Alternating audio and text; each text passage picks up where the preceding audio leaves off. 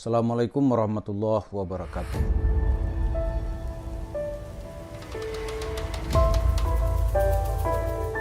Para pemirsa, di dalam sejarah ilmu pengetahuan alam, kita mengenal salah satu episode sejarah itu dengan binatang dinosaurus. Dinosaurus adalah binatang purba yang digambarkan dalam cerita-cerita itu sebagai binatang yang besar, sanggup melangkah melewati gunung, sanggup berenang di lautan. Pokoknya dia sangat besar gitu. Dia sanggup memakan berbagai jenis binatang. Begitu juga semua jenis tanaman bisa dia makan gitu. Dia sangat kuat dan perkasa. Tapi dalam pelajaran sejarah juga kita lihat dinosaurus itu mengalami kepunahan gitu. Salah satu penyebab utama punahnya dinosaurus karena dia tidak bisa menyesuaikan diri dengan perubahan zaman. Ketika terjadi perubahan dari zaman es, dinosaurus itu mau tidak mau mengalami kematian. Sejak itu dinosaurus hanya tinggal cerita dalam pelajaran ilmu pengetahuan alam. Nah, kembali kepada cerita kehidupan kita, belajar dari kisah itu, maka ada ungkapan zaman berubah, musim berganti. Di orang yang tidak bisa menyesuaikan diri dengan perubahan zaman, dia akan mati. Nah, Yusuf Mansur, kalau kita lihat, apakah manusia ini mengenal penyesuaian diri dengan perubahan zaman? Dari tahun 2000 sampai 2017 dianggap sebagai periode keemasan Yusuf Mansur. Walaupun di kiri kanan orang-orang menjerit karena merasa ditipu dan telah dicurangi oleh Yusuf Mansur. Tapi Yusuf Mansur tentu tidak peduli. Yang penting dia mendapatkan uang, mengumpulkan pundi-pundi, lantas uang itu dia bangunkan investasi apakah kepada warung steak and shake atau kepada usaha-usaha lain. Dia bekerja sama dengan konglomerat Cina atau konglomerat non-pri untuk mengelola dan mengolah uang-uangnya ini. Kemudian kita lihat bagaimana kondisi jemaah sekarang. Kita lihat zaman berubah ini, siapa saja pasti akan berubah. Tidak terkecuali para pendengar atau jemaah masjid yang sebelumnya menggandrungi Yusuf Mansur. Itu sekarang sudah berubah. Yusuf Mansur mau cerita lagi tentang bagaimana mendapatkan menjadi kaya dalam waktu cepat. Gitu. Dia tidak akan bisa mendapatkannya lagi. Karena jemaah yang akan mendengarkannya juga sudah tidak ada. Gitu. Yusuf Mansur bercerita bagaimana mengumpulkan orang-orang kaya, para pejabat, lantas nanti kalung-kalung dirogoh gitu. Kantong-kantongnya dirogoh sehingga kosong. Cerita tos-tosan dengan Allah, dia nggak akan ada lagi orang mau dengar gitu. Nah kalau gitu siapa sekarang nih yang masih berada di sekitar Yusuf Mansur? Yang masih berada di sekitar Yusuf Mansur itu pertama, orang-orang yang tidak tahu. Pokoknya dia senang mendengarkan cerita agama, di mana ada cerita agama, apa saja dia ikut gitu. Yang penting cerita itu cerita agama. Dia tidak peduli cerita dari siapa saja. Dari Yusuf Mansur dia ikut. Nanti dia dengar lagi misalnya nih Abdul Samad, dia pun ikut.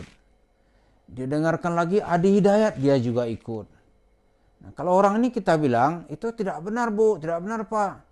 Dia akan bilang, ya kali aja benar menurut Allah. Ini kan susah kalau kita ini. Orang cerita agama kok kita nggak setuju. Ini yang ada di sekitarnya yang pertama. Kelompok-kelompok begini nih, dia nanti akan berubah. Yang pertama kalau dia sendiri dah merasa dirugikan. Wah, nalarnya ternyata kita dalam tanda kutip ditipu ini gitu. Ditipu dengan cerita-cerita agama, cerita pahala, cerita balasan dan segala macam gitu. Dia mulai sadar. Reaksi sadarnya nanti itu mungkin dia nggak mau datang ke masjid. Pusing lah cerita nih, kita ditipuin gitu. Nah inilah yang disebut orang-orang yang dalam cerita ideologi itu agama itu sebagai candu gitu. Kayak narkoba. Jadi begitu dia sudah memakan agama, dia kecanduan. Bahkan nanti ujung-ujungnya merusak dirinya. Ini orang-orang yang tidak tahu di sekitar Yusuf Mansur. Masih adakah orang ini? Dalam cerita ideologi di seluruh dunia, ideologi gila aja kan tetap ada pendukungnya. Cuma sedikit gitu. Pengikut aliran Jepang itu kan mengajak orang untuk bunuh diri. Itu ada pendukungnya. Ajaran mengajak kita, pengikut-pengikutnya untuk sama-sama bunuh diri. Gitu. Itu ada pengikutnya. Dan di Amerika kan banyak sekali tuh aliran-aliran yang dilarang, tapi itu tetap ada pendukung. Gitu. Nah, tidak terkecuali cerita Yusuf Mansur ini, tetap juga ada pendukungnya. Cuma pendukung ini jumlahnya makin lama makin mengerucut, alias kecil saja. Gitu. Kemudian di sekitar Yusuf Mansur yang kedua itu, orang yang cukup tahu, gitu, dia mengerti, tapi dia menikmati keadaan ini. Itulah yang disebut dalam terminologi agama, itu kaum munafik. Gitu. Kaum munafik dia mencari pengikut-pengikut baru, karena dia juga mendapat keuntungan dari cerita-cerita bohong yang disampaikan oleh Yusuf Mansur. Ini kelompoknya. Gitu. Nah, Yusuf Mansur sendiri nampaknya menyadari kondisi ini. Dia tidak bisa lagi mengancam-ngancam YouTuber yang selama ini mengkritik dia, langsung dia turun. Gitu. Karena itu di komentar netizen channel kita ini ada 1-2 yang masih membela-bela Yusuf Mansur. Saya paham aja ini, karena memang kualitas atau kelompok ini selalu ada. Gitu. Selalu ada. Apa yang dilakukan oleh Yusuf Mansur? Yang pertama, dia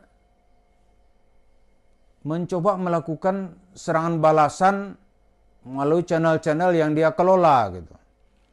Untuk menyatakan bahwa dia benar. Bahwa dia yang dia sampaikan itu benar gitu. Misalnya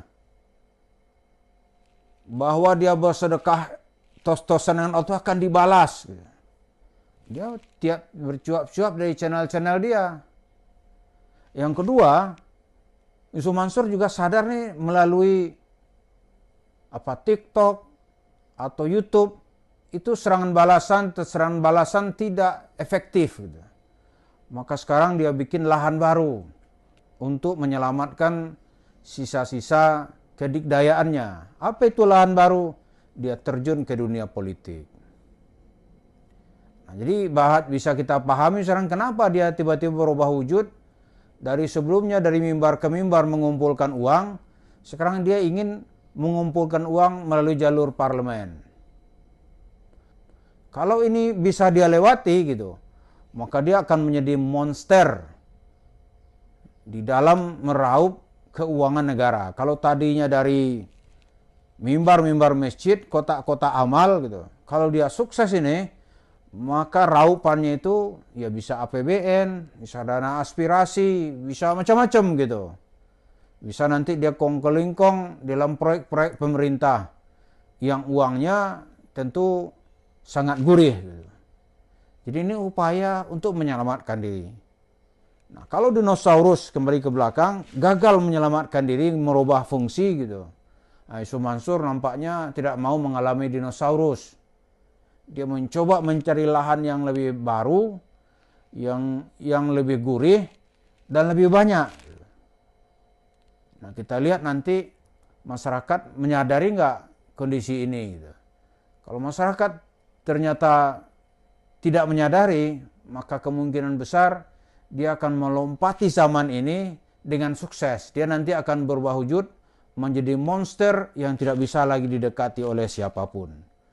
Nah, ini adalah upaya, ya setiap orang tentu boleh-boleh saja berupaya, hanya saja masyarakatnya mentolerir nggak orang melakukan kesalahannya yang akan merugikan banyak orang untuk masa-masa berikutnya. Mari kita pupuk kesadaran kita bersama, kita tingkatkan daya kritis, semoga semua kita ini selamat dari tipuan-tipuan yang mengatasnamakan agama. Terima kasih. Assalamualaikum warahmatullahi wabarakatuh.